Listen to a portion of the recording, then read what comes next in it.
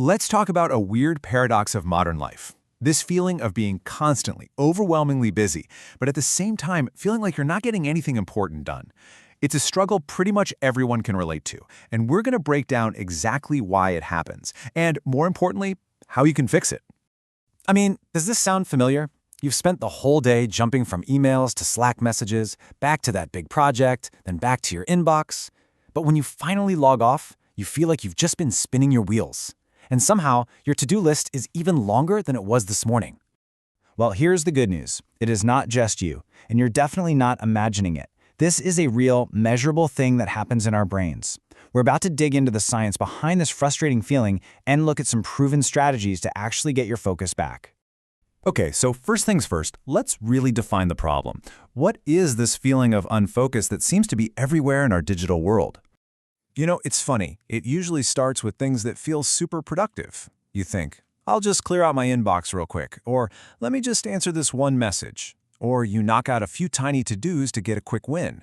But it turns out, these little actions are the very things that are sabotaging our ability to do deep, meaningful work.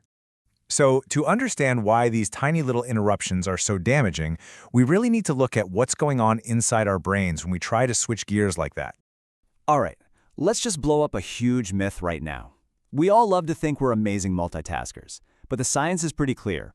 Our brains are built for monotasking.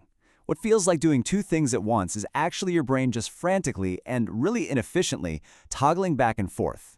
And that constant switching, it's exhausting. And this brings us to this really key idea called attention residue. A researcher named Sophie Leroy came up with this term, and it perfectly describes what happens when we switch tasks. See, part of our brain just doesn't make the jump with us. Thoughts about that last email you were writing just kind of linger, like a ghost in your cognitive machine. So, even when you think you've completely moved on to your next big task, you haven't. Not really. You're basically operating with a mental handicap, using only a fraction of your brain power.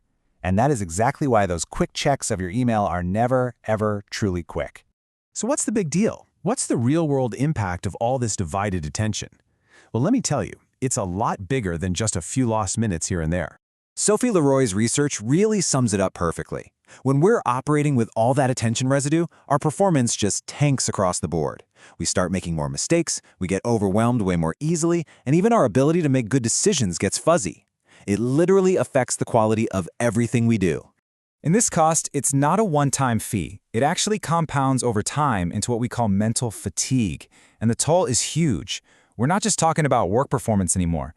This constant task switching messes with our judgment, cranks up our stress levels, kills our creativity. It can even lead to physical stuff like headaches and ultimately total burnout. So what's one of the biggest culprits behind all these interruptions? Well, this number, it kind of says it all. 65.3. What do you think that is? That's the average number of notifications a single person gets on their phone every single day. And every single one of those is a potential trigger for that dreaded attention residue.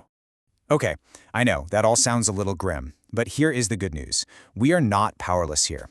We actually have a pretty powerful toolkit of strategies we can use to fight back and take our focus back. So here's a simple 5-step plan to get started. First, schedule deep work. That means blocking out 90-minute chunks of time for one single complex task. No interruptions. Next, try time boxing. Basically, you give every minute of your day a job, which keeps you from drifting. A huge one is to batch your communications. Pick 2 or 3 times a day to check email, not every time you hear a ping. Fourth, be absolutely ruthless about limiting distractions. Turn off those non-essential alerts. And finally, declutter your space, both your physical desk and your digital desktop. A clean space really does lead to a clearer mind. Now look, the point of all this isn't to become a hermit or throw your phone into a river. It's about shifting from being reactive to all this tech to being intentional with it. There's a name for this philosophy. It's called digital minimalism. It's all about using technology to serve your goals instead of the other way around. All right, so for our last piece of the puzzle, let's talk about something really fascinating. It turns out that our own internal psychology plays a massive role in how we deal with all this distraction. I mean, you've probably wondered about this, right? How can some people stay totally laser-focused in a noisy, open office, while others need complete silence to even think? Well, the difference isn't just a matter of preference. It's about these internal psychological shields that we have. This table really breaks it down. So on one side, you have traits like a high fear of missing out, FOMO. Studies show this actually makes people anxious when they're disconnected, which pretty much cancels out any benefit of having fewer interruptions. But on the other side, you've got traits like resilience and emotional intelligence. These act like a buffer, helping people manage stress and stay on track even when distractions are popping up all around them. So what this really tells us is that our ability to focus isn't just about the tactics we use on the outside, it's also about building up our internal resources.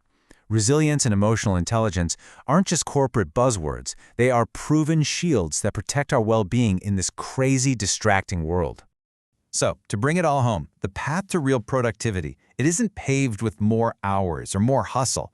It's about working smarter by protecting our single most valuable and most limited resource, our focused attention. So, I'll leave you with a challenge, a question really.